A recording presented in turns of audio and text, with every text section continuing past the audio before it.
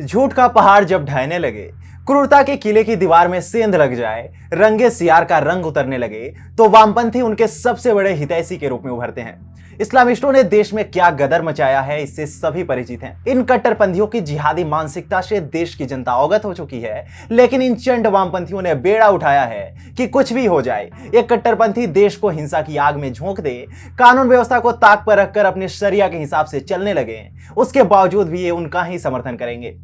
हिंदुओं के नाम पर झूठ फैलाने में वामपंथियों ने पहले से ही महारत हासिल कर रखी है। अब आए दिन किसी न किसी मुद्दे को लेकर हिंदुओं को बदनाम करने का प्रयास करते ही रहते हैं, जिसके लिए तथ्यों को तोड़ मरोड़ कर पेश किया जाता है। उत्तर प्रदेश के लखनऊ में लुलु मॉल को लेकर हो रहे विवादों में वामपंथियों ने हिंदुओं को बदनाम करने का षड्यंत्र रचा, परंतु इस बार भी वही हुआ जो हर बार होता है। सच सामने आया और वामपंथियों के झूठ की पोल खुल गई। नमस्कार, आप देख रहे हैं TFI, जो है देश का सबसे विश्वसनीय अल्टरनेट न्यूज मीडिया पोर्टल, और मैं अवनीश तिवारी आपको बताऊंगा कि कैसे चंट वामपंथियों ने हिंदुओं के नाम पर एजेंडा चलाकर लुलु मॉल को अपने घृणित खेल का अड्डा बना लिया। तो अविलंब आरंभ करते हैं।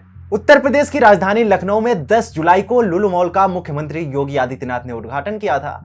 इसके बाद से ही लुलु मॉल अलग अलग कारणों की वजह से विवादों में बना हुआ है। विवाद की शुरुआत तब हुई जब मॉल के परिसर में नमाज पढ़ने का मामला सामने आया। मामले ने तुल पकड़ा और एक समुदाय द्वारा मॉल का उपयोग धर्म के नाम पर करने को लेकर हिंदू समुदाय ने अपना रोष प्रकट किया। साथ ही साथ हिंदू समुदाय द्वारा चिताया गया कि अगर मॉल में नमाज पढ़ने की अनुमति दी गई तो वे भी वहां सुंदरकांड और हनुमान चालीसा का पाठ करेंगे। यह विवाद अभी थमा भी नहीं था कि इसी बीच वामपंथियों ने पूरे मामले पर अपना एजेंडा चलाते हुए इसे अलग ही एंगल देने का प्रयास किया, जिसके जरिए एक बार फिर हिंदुओं को बदनाम करने का षड्यंत्र रचा गया। वामपंथियों द्वारा यह थ्योरी चलाई गई कि मॉल में नमाज पढ़ना एक बड़े षड्यंत्र का हिस्सा था और नमाज अदा करने वाले लोग मुस्लिम थे ही नहीं, बल्कि यह काम हिंदू समाज से जुड़े लोगों ने किया था। वामपंथियों द्वारा दावा किया गया कि लखनऊ पुलिस ने गौरव गोस्वामी, सरोजनाथ योगी और कृष्ण कुमार पाठक को मॉल में नमाज पढ़ने के आरोप में गिरफ्तार किया। कांग्रेस समर्थकों से लेकर लिबरल लॉबी से जुड़े तमाम लोगों ने इस थ्योरी को हवा देने का खूब प्रयास किया, परंतु झूठ तो झूठ होता है और यह ज्यादा देर तक नहीं टिक पाता। ऐसा ही कुछ इस बार भी हुआ। लखनऊ कमिश्नरेट पुलिस ने वामपंथियों के उस दावे का खंडन कर उनकी सारी पोल पट्टी ही खोल कर रख दी।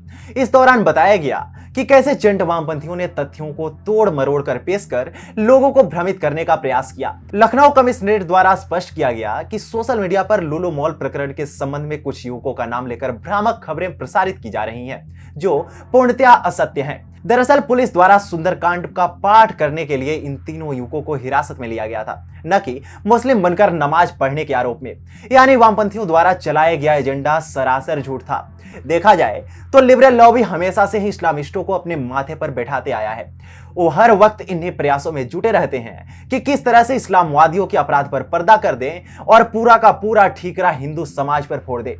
आतंकवाद को हिंदुओं से जोड़कर हिंदू आतंकवाद और भगवा आतंकवाद जैसी बातें भी प्रसारित करने के हमेशा ही कुत्सित प्रयास किए जाते रहे हैं। वो कांग्रेस पार्टी ही है जिसने भगवा आतंकवाद की झूठी थ्योरी गढ़ी थी। समझौता एक्सप्रेस ब्लास्ट के दौरान भी आतंकवादियों को बचाकर हिंदुओं को बदनाम करने की कोशिश हुई थी और इसी दौरान हिंदू आतंकवाद का जुमला इजाद किया गया था। वहीं 26/11 मुंबई आतंकी हमले के दौरान पकड़े गए एकमात्र आतंकी अजमल कसाब के हाथों में कलावा दिखने पर वामपंथियों द्वारा हिंदू आतंकवाद की थ्योरी का खूब प्रचार प्रसार किया गया था, परंतु बाद में यह साफ हुआ कि हमले को हिंदू आतंकवादियों की करतूत के रूप में पेश करने के लिए फर्जी हिंदू पहचान और हिंदू प्रतीकों को जानबूझकर आतंकवादियों से जोड़ा गया था।